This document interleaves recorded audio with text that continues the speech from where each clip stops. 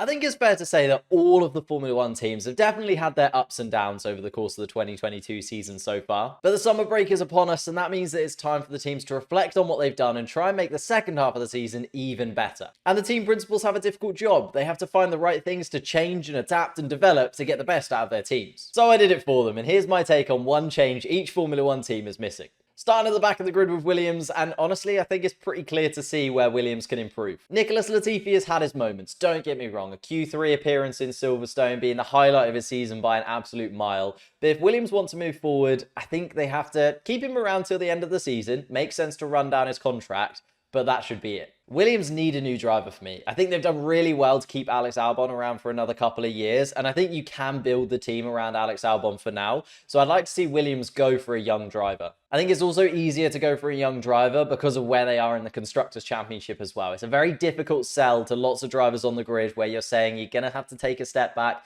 You're going to have to come to obviously the slowest team on the grid.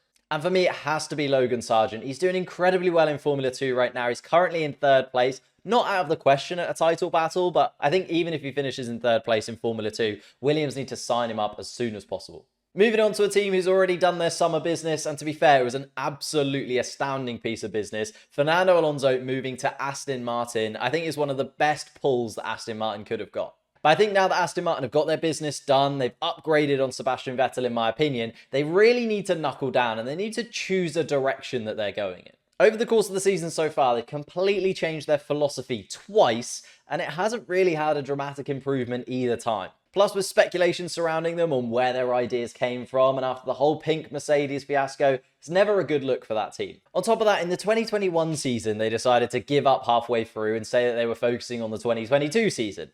Now, in the 2022 season, halfway through, they've decided to give up and focus on the 2023 season. And I just don't think that cycle can go on forever. They need to use the next 9 races to try as many upgrades as they possibly can, decide on a direction that they're going to go in, and really go for it in 2023. Because I don't want them to be halfway through 2023 and again just be like, actually, we're going to focus on 2024.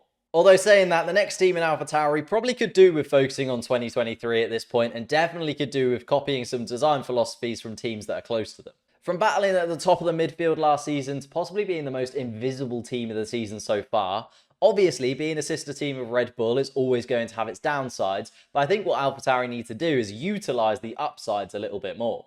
Their pace has been so track dependent, it's been crazy, and they've never been able to build momentum over the course of a couple of races in a row where they've had 2 or 3 results really go their way. It just seems like every time they take a step forward, it's then 2 steps back again for the team. And although I criticised Aston Martin for it, I think AlphaTauri are a position in their season now where they can also start to think about 2023 a little bit more than the 9 races that are left. And honestly, just use their connections a little bit more. Utilise the fact that you are Red Bull's sister team. Utilise the fact that you can communicate with them so directly. And like next season, it just can't be so up and down again. Although talking about ups and downs, Haas this season might have been the most difficult team to predict every single weekend. They're either 4th fastest or 9th fastest and nowhere in between. And it's always tricky to point out what Haas can do to improve because they are the smallest team on the grid. They do have the smallest budget and they can't just throw endless resources at their car like other teams do throughout the grid. But really, I think the main thing that's cost Haas this season has been their drivers. Mick Schumacher came under fire, especially early in the season, for his very costly crashes and his lack of pace.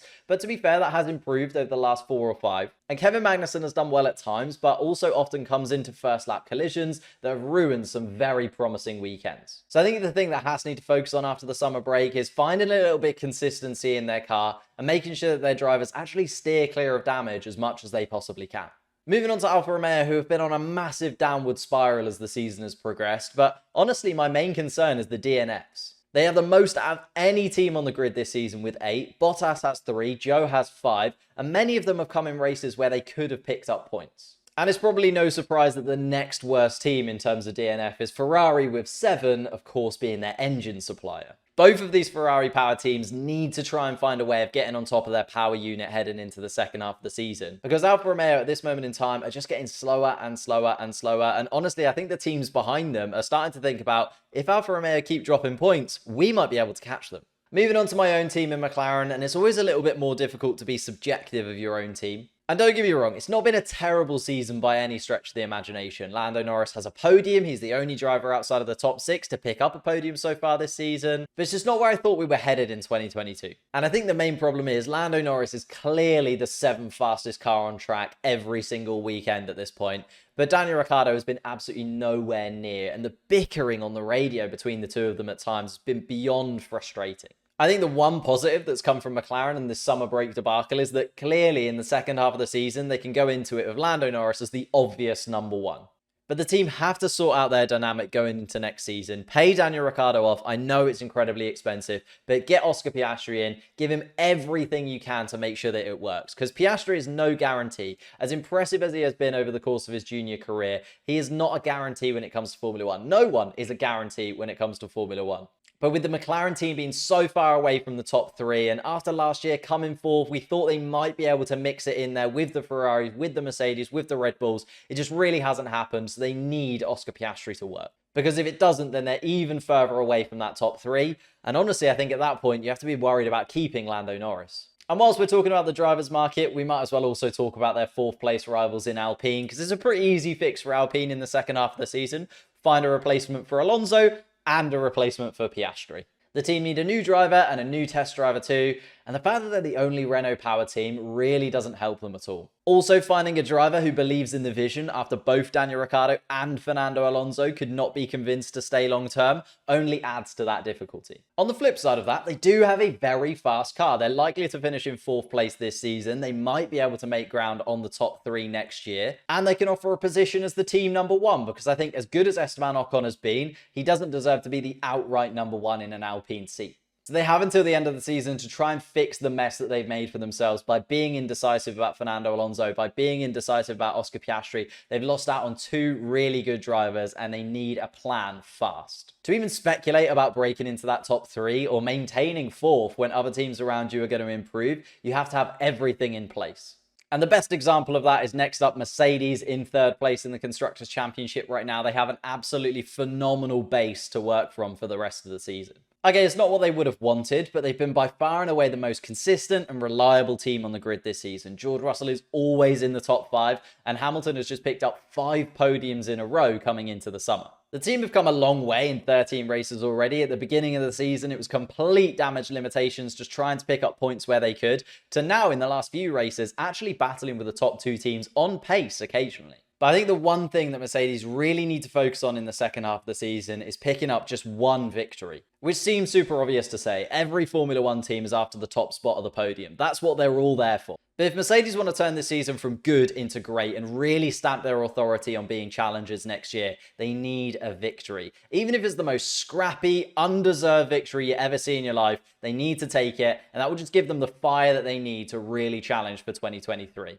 And now onto the one you've probably all been waiting for. Where on earth do you start with Ferrari? They've had reliability problems, they've had driver errors, they've had strategic mistakes. Effectively, their season has fallen apart from all angles. But regardless of all that, the one real problem I have with Ferrari this season is an inability to address those mistakes. Binotto is seemingly blind to the issues that are right in front of his face. When asked, he said, "There's no reason to change anything." To change anything. Has Binotto been watching the same races that we have? I feel like it is very difficult for Binotto though, as criticizing Ferrari internally must be sacrilegious. Like, the brand is bigger than any individual that is part of that team. But in the second half of the season, I'd like them to face facts. I'd like them to actually learn from some of those mistakes, address them properly rather than hiding from them. And that's the thing for me. Ferrari by far and away this season have the fastest car, but they have nowhere near the mentality required to win championships. Which leads me on to the mentality monsters that are Red Bull. They are so cold and calculated at times. It is scary. And with everything coming up Milhouse for the Austrian outfit, Drivers' Championship and Constructors' Championship seemingly in the bag, the only crack in the armour I could see developing is Sergio Perez, because the season started incredibly well for the Mexican, but has definitely dwindled off as we've gone through those 13 races. If they're trying to build into this new 2022 era of Formula 1, being a dominant force, winning back-to-back championships, Drivers' Championships and Constructors' Championships every single year, they need 2 drivers to do that. They cannot go out there and win Constructors' Championships against Mercedes and Ferrari with only Max Verstappen. The driver pairings in the other teams is just too strong. So the team have to remember to keep Checo in the loop and occasionally lean the car towards him for a weekend or 2. But let's face it, Red Bull don't really have too much to worry about in these last 9 races, which are coming up very, very soon. So make sure that you're subscribed to the channel because I'll be covering all 9 of the races coming up after the summer break. And I'd love to know in the comments down below, which of the 9 races left are you most looking forward to? Whilst you're down there, leave a like on the video as well if you've enjoyed it. Thank you so much for watching, and I'll see you next time. Yeah, I mean, I did a bit of a joke on the radio in the last lap saying there was something strange with the engine, and the engineers, I'm pretty sure, didn't like that, but it was fun.